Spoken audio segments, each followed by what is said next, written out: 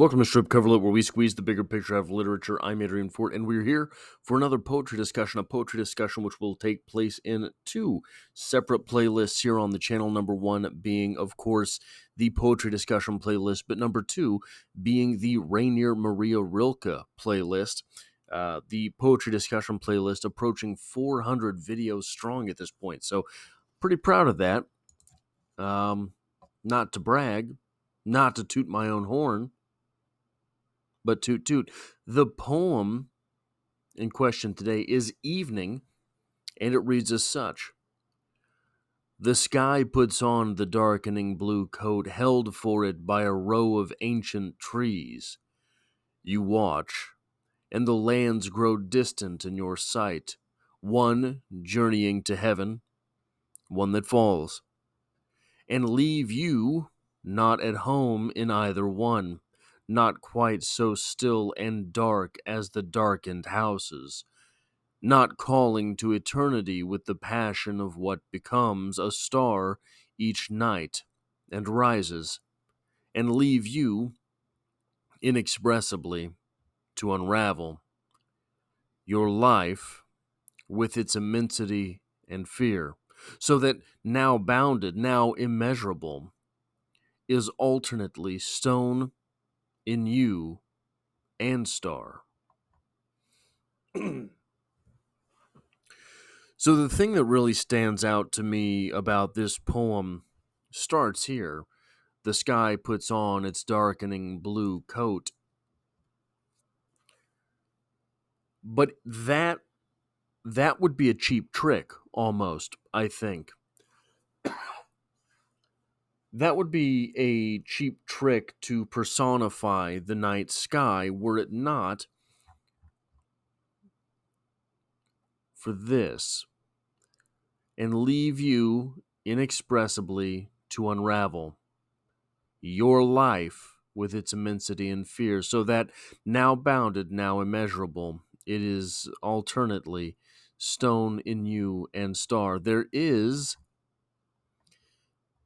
at the end of this poem, and a little bit throughout, really, it starts here, and leave you not at home in either one. Starting there, but really picking up here.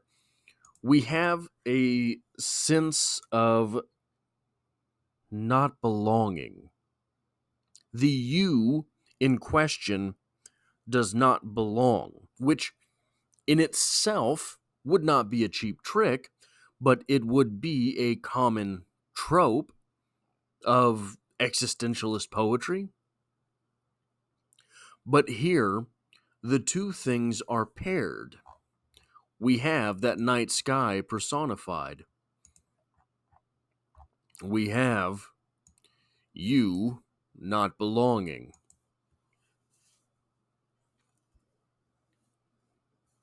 So the night sky becomes a someone as you slowly stop being a someone. There is something about the night sky, isn't there? I don't want to sound like I smoke too much weed. I don't smoke weed at all, but if you look up at the daytime sky, you've got the sun out there, and it's hard, it's unbelievable sometimes to think, wow,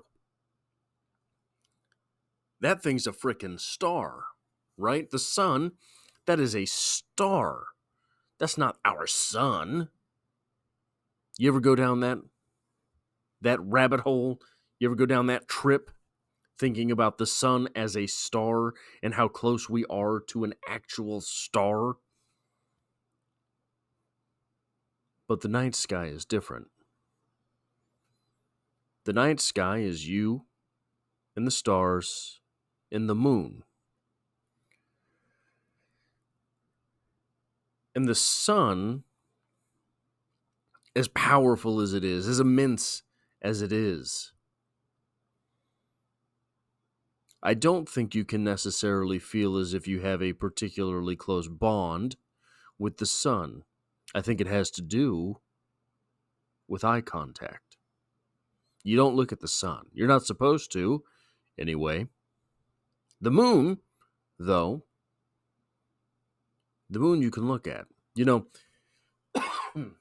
I've worked overnights now for 7 years consecutively, and I've worked overnights off and on basically my entire adult life. When I got right out of high school, I was working overnights. That's how I got a promotion into management, by taking the overnight position, etc., etc. It's just always been something that popped up in my life. Working overnights, being the weird one, being able to be up those hours, not needing that social connection with the daytime. And I don't, one of the things that I've been accused of by family members is that I don't take particularly good care of myself. And that's fair enough. One of the things that I let get a little too out of whack for far too long is these right here, my glasses. I let my glasses go. Had the same pair of glasses for over a decade. For sure, over a decade.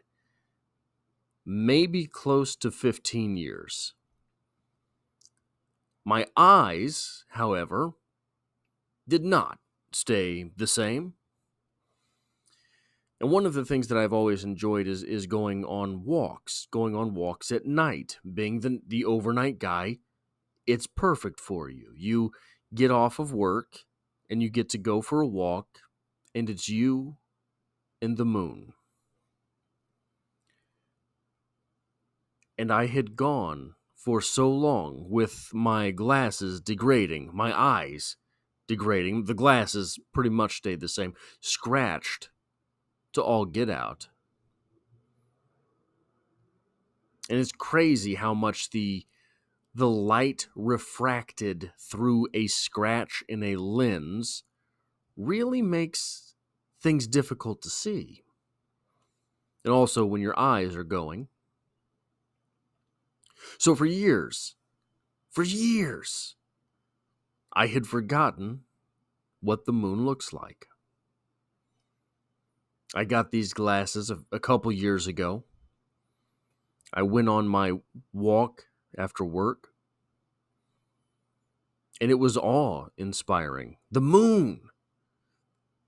It looks like it's made out of clay. It looks like it's so close you could touch it. Brighter than I remembered. More distinguished.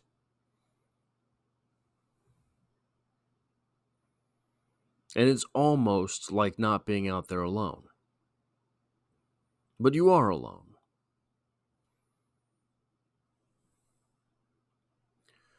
This poem, with its sense of nobodiness, you know, that is an existential promise, not an existential threat. An existential promise. You are no one. But that night sky puts on its coat. It has to go now. Don't you know? It has places to be. It will leave you here. What are we to make of this poem? What are we to make of the implications of the night sky being more popular, more useful than you? It's true, right? More people look up at that night sky than look to you, look to me or you. I don't mean this to be a finger wagging. I just mean in general. Any of us. Even the most important of us. Even the most important of us will be important, actually important, over the length of a couple generations. Our story might be important after that. Nothing was important before that, right? How could you be important before you got here? The night sky, however, always will be, and will continue moving on. One journeying to heaven, one that falls, and leave you not at home in either one, not quite so still and dark as the darkened houses. Is there a midnight of the human soul? I don't know. I wonder, I do question,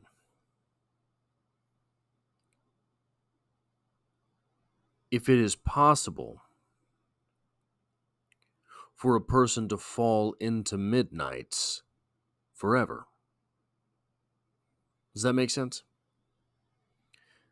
Many of us have the affliction of being up and down, going into dark places for no reason at all. It just happens. You wake up and nothing is quite right. And if it's your stomach, well, they say you've got some affliction. Maybe you need some Tums. If it's your head, they don't treat you so well. Is there a place where a person's mentality becomes non-refundable? Is there a moment where you can be in the darkness so long that the light cannot be shined upon you? I don't know. That is what this poem makes me question. That is all I have for this poetry discussion. If you like or appreciate what I do here, hitting the like button really does help me out, as it tells YouTube to share this video with other literature lovers. And if you find yourself here by chance but not design, consider hitting the subscribe button, because literature is the only thing I talk about on this channel. And I hope to have you back for the next one.